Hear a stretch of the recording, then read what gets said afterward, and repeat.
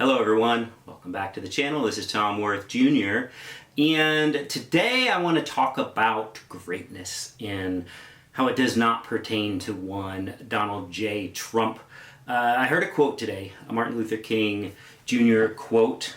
It's not a long one, but I like to get it right. When I looked it up, it had an immediately preceding MLK quote, MLK Jr. quote, which also perfectly applies to Donald Trump, which is, hate cannot drive out hate, only love can do that. You listening, Mr. Trump? Hate cannot drive out hate, only love can do that. But that's not what we're going to talk about. We're going to talk about not everybody can be famous, but everybody can be great, because greatness is determined by service. Donald Trump, if he were given the choice, would he choose fame or would he choose greatness? I think it's pretty obvious that he chooses fame over greatness. He could today decide to choose to be great. And he could easily do that. He could do that by, for the very first time in his life, serving another person. Maybe start with his most recent wife. He has divorced a bunch of wives. Maybe start with anyone in his life, to do something selfless for anyone in his life. Pick someone. I don't care. J.D. Vance. Do something for that guy. Seems like a nice enough guy, right? Why don't you serve him? Why don't you get him a Starbucks or something? To hold the door for someone. Okay. I was wondering, I knew the words would just, I knew it would just come to me today if I just sat down and started talking. Usually I kind of run through some things first in my head, or out loud when I'm walking around the house, and then sit down and hit record. But this time I didn't really do that. I had faith in Don, and that his what I'm thinking of are the international stages he's been on. The clip where he just pushes his way through people to be up at the front. These are people he's never met before. These are world leaders, men, women. They're in suits. There's cameras everywhere. And you just see people talking there, and he just comes right up through and just doesn't even look at him. It's just, yeah, well, I'm here up here at the front. That's his whole life, is not even acknowledging other human beings around him.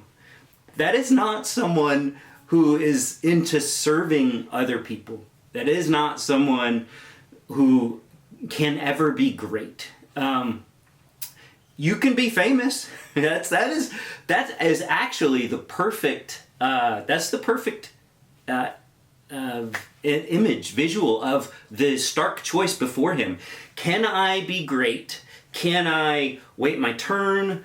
Can I respectfully go up and meet someone? Can I maybe go stand somewhere else? Because obviously this person's here and this person's here, and they're talking to each other.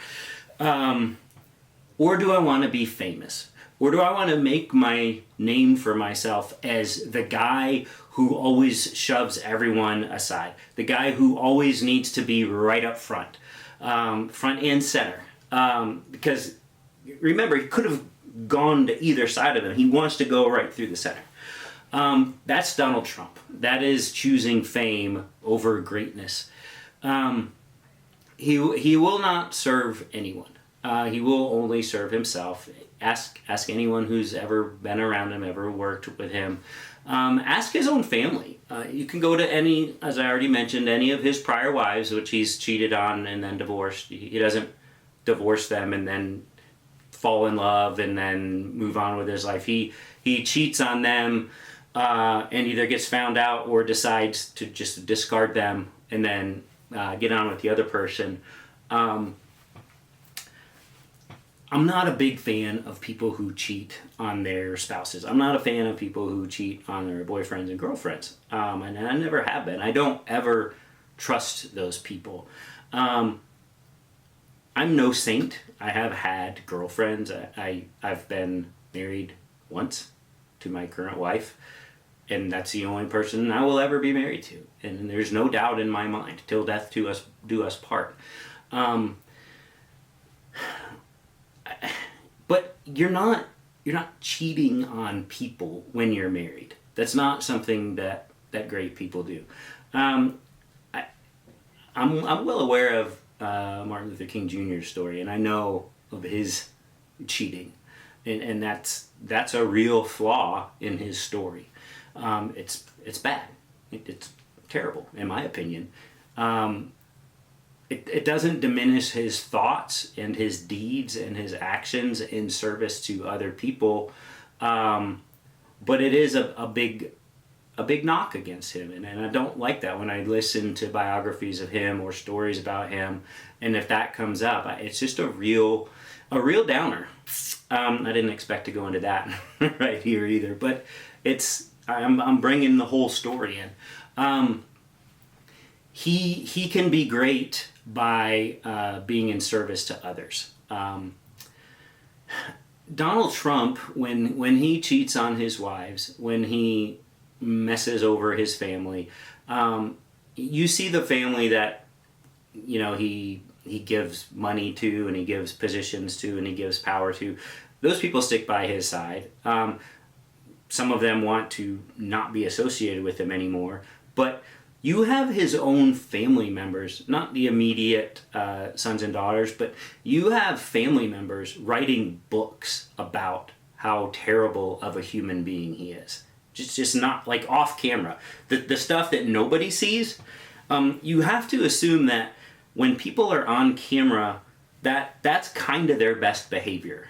You would assume. And it doesn't mean it's going to be good behavior, but it means it's what they want the world to see of them. It's the best they can do, the best they can be.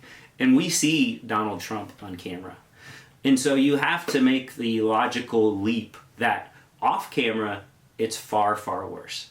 If he is willing to stand up on camera and incite violence at the Capitol, if he is willing to be on a phone call in front of a bunch of people to the Georgia Secretary of State to tell him to violate the sanctity of the election and just ignore the results and make up new ones, he does that for everyone to hear. What is he doing when he thinks nobody's listening?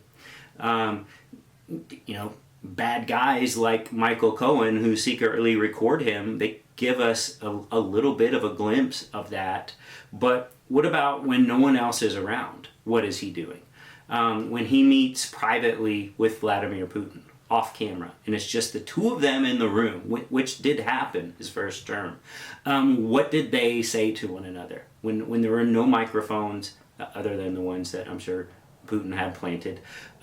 There's no cameras. What did the two of them talk about? Something worse than what the cameras could see. This is what we're dealing with Donald Trump. I had a little bit of a comment back and forth this morning with someone, and it's funny when Trump uses the "Make America Great Again." That's always been his slogan, and he is the furthest thing from great that one could ever be. But he has his supporters, and some of his supporters are intelligent, just like supporters of anyone, just like people that work for Donald Trump to enable his ambitions and his destruction of democracy in America, his undermining of the Constitution. There are smart people, very dedicated to that task for Donald Trump and for themselves ultimately, because we've talked about Trump being a useful idiot. Once you do away with the Constitution, once you do away with elections, once you do away with a peaceful transfer of power, then anything can happen. The Roman Senate, the Senate for the people of Rome, the SPQR, which you'll see on all the banners, those people were wealthy people. They're wealthy, male, landowning. They were corrupt. They had all the wealth, sure. But once they lost that, and you had an emperor in Julius Caesar, and then the people that followed over the next few hundred years, it lasted for a few hundred more years. It did. Those are the people that were among the worst people of all time. Some of those emperors that followed, people like Nero and Caligula and Diocletian. These were the worst of the worst, and you couldn't do anything about it. You couldn't say, well, at least we have a mechanism to remove them from power. You couldn't say, well, at least they'll only be here for 8 years at the longest, and after 4 years, we have a chance to vote them out of office, which we did with Trump. As Kamala Harris so brilliantly pointed out, 81 million people fired him. Once you lose that constitutional democracy, you're screwed. And that's what we're trying to avoid here. This is what he is trying to undermine. Anyway, back to the discussion with the Trump supporter. He made some well-stated but severely misinformed points, and I corrected him on those. But then I found myself, and I corrected myself at the end of it, saying, okay, yeah, we're arguing about these things, but none of that matters. Nothing matters. The only thing that matters is what happened between Election Day and January 6th. Those 2 months, that is all that matters. You had Donald Trump trying to overthrow the election, calling people, meeting people, sending his lawyers to strong-arm people to overturn the results. And when that failed, he incited violence at the Capitol. And the Capitol things were burning at the Capitol. People were being killed at the Capitol. Windows were being smashed at the Capitol. And Donald Trump called for that. And eventually, order was restored. So that almost happened. And the Founding Fathers did consider that, absolutely consider that. They said anything just crazy, wild, we don't know what it is, but Senate, you have the power to remove that person from office. And if you do that, they can never hold office again. And that is exactly what Trump did. He committed that kind of infraction. And the Republican Senators would not do their constitutional duty and remove that person from office and bar him from ever holding office again. And because they would not do that, they refused to do that, and some of them have their own reasons, whether it's fear or greed or whatever it may be. Other ones just went along with, well, I have to do this because I have a political career, and even though I absolutely know he did this, because he did it in front of the world, I'm not going to do this because I want to be a senator again when I'm up for re-election. And the party won't support me if I try to remove Trump. So that's the bullet we dodged 4 years ago. And we won't get another chance to dodge that bullet. They won't miss this time. Everything is in place. You've heard of the Project 2025 binder. That is all Trump people behind that. That is all Trump people working. Is Trump going to do every single thing in that binder? Honestly, I haven't read the binder. I've only seen parts of it called out. And no, he can't enact some of that under the current rules. But once he is in power again, they can find ways to make this stuff happen. What he has been able to do in the 3 years and 9 months since he left office with zero actual... I mean, he has no power just of any office, no nothing, but he wields tremendous power in reality. So imagine going from holding no office and all you are is a crazy person who the cameras follow around to someone who is all of the power of the presidency of the United States again. This time, who knows what he's doing? This time, who will not waste any time getting his people doing what he needs them to do? It's just, that is the only thing that matters. I would love him to serve other people. I would love him to be great. He never will. He will never do either of those things. I would love him to not enact a protectionist economy again and start trade wars again and start tariffs and raise prices. Let's just real quickly run through what tariffs do, because he keeps saying this is exactly what I'm going to do.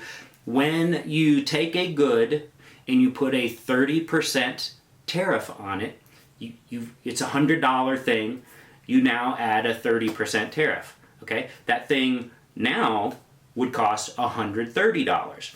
That's now in your marketplace. The supplier's not eating the cost of that. They need to make the amount of money they made. Well, now you've just told them they have an additional $30 cost. Well, they're going to raise the price of their thing by $30. You bring it into America, and now it costs $30 more. It was a $100 thing, and the version of it that was on sale that it was beating in the marketplace cost $130. Okay, now you bring that $100 thing over, it now costs $130. Now they both cost $130 in the store. Okay, so what's a person going to do? Well, they might buy the American version because it costs the same, and hey, I want to buy American. They might do that. There are a lot of people. I mean, it is a proven winning strategy when you have something in your Amazon store and you just say made in the USA or made in America. That does increase sales. There are people who look for that. So those people can now buy the American thing for the same price. Okay. But they are spending $130 now. They're not spending $100 now. You have now, that's a 30% increase in the cost of the thing. When you add a 30% tariff to something, you increase the expense to me, the consumer, by 30%. Do I want to do that? Okay, if I wanted to do that, I can already buy American. I can already spend an extra $30 on a $100 item if I want to support the American company just because it's American. I already have that right. It's sitting right there in Walmart or Best Buy or Target. It's sitting right there next to it. I'm usually choosing the cheaper, better thing if something is cheaper and better. If it has a made in the USA on it, all right, cool. But I have the freedom of choice right now. And when he comes in with his tariffs and his trade wars, I no longer have that freedom of choice. I now have a 30% higher cost of living. That's what Donald Trump wants. It's just common sense. That's just one example. But again, it doesn't matter. What matters is he tried to overthrow violently the government of the United States and the constitutional system that we have, our constitutional democracy. That is what this non-great Donald J. Trump tried to do. And he is never serving anyone but himself. He is not who Martin Luther King talked about with all you have to do is be in service to others. It's just not doing that. So that's all I wanted to talk about today, the non-greatness of Donald Trump. And the only thing that matters is everything that happened from the election in 2020 up through January 6th. That's it. That's all. Like, throw everything out. That doesn't matter. Doesn't matter how terrible he is, how hateful he is, how idiotic he is economically, how pandering he is to the rich people with his tax cuts, how oblivious he is to the national deficit.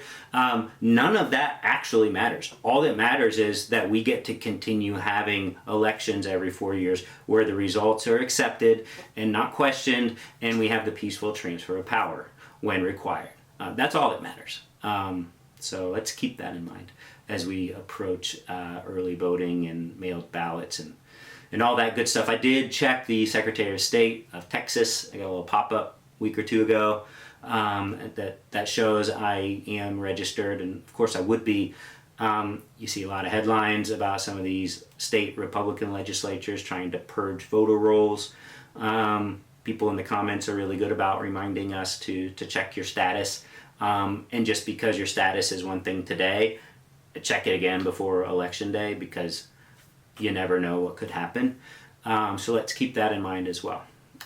Thank you, Republicans. All right, and we'll talk to you later.